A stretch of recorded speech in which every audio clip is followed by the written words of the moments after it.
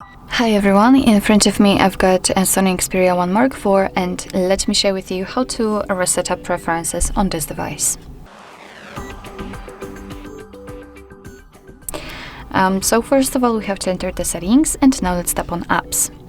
Here let's tap on see all 51 apps, of course 51 in my case, and now just tap on the three dots icon in the right upper corner.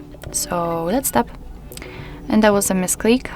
Tap on it, and as you can see we've got the option we're looking for.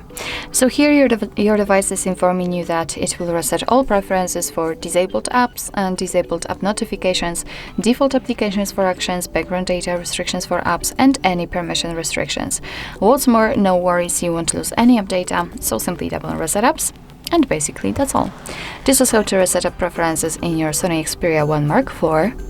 Thank you so much for watching. I hope that this video was helpful, and if it was, please hit the subscribe button and leave the thumbs up.